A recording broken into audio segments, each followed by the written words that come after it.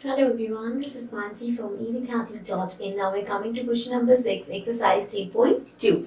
So in this question, the A part says, what is the minimum interior angle possible for a regular polygon and why?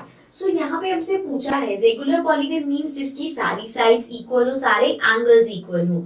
सो ऐसा कौन सा minimum interior angle होगा regular polygon का, means कि वो angle सारे सब angles को होना चाहिए.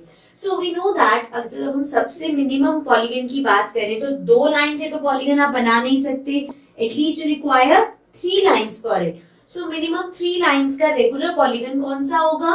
That is an equilateral triangle.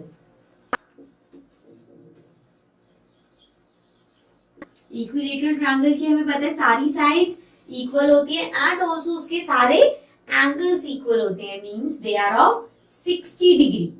सो जो मिनिमम हमारा इंटीरियर एंगल होगा किसी भी रेगुलर पॉलीगन का दैट इज 60 डिग्री. अगर रेगुलर पॉलीगन चाहिए मींस सारे एंगल सेम चाहिए, बिकॉज अगर हम ट्रायंगल की शेप लें तो we know that by angle sum property 180 होना चाहिए total and 60 plus 60 plus 60 is 180, right? So ये हो गया हमारा ए पार्ट.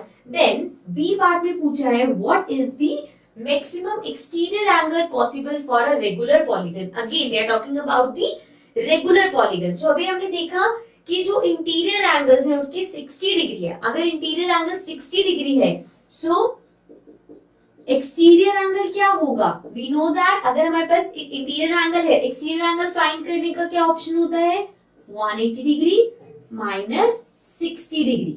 सो 180 में से अगर मैं 60 माइनस करती हूँ सो आई गेट 120 डिग्री, राइट? अब 120 डिग्री मैक्सिमम एंगल है कि एक्सटीरियर एंगल का हो सकता है, बिकॉज अगर वो 120 से ज्यादा हुआ तो जो हमारा ट्रायंगल है या जो भी पॉलीगन है वो हमारा रेगुलर पॉलीगन रहेगा ही नहीं, बिकॉज यहाँ पे हमने देखा रेगुलर पॉलीगन का 60 डिग्री है जो तीनों में सेम है. सो अगर ये 120 से ज्यादा जाता है तो अंदर के एंगल्स चेंज होंगे, बिकॉज अगर एक्सटीरियर एंगल चेंज हो रहा है तो अंदर के इंटीरियर एंगल्स भी चेंज होंगे. दिस मीन्स कि अगर आपको रेगुलर पॉलीगन रखना है जिसकी सारी साइड्स और एंगल्स इक्वल हो so maximum exterior angle 120 degree हो सकता है. Okay, so this was question number 6. This was the last question of this exercise. If there is any doubt, any query, please mention it in the comments below and also do subscribe our channel.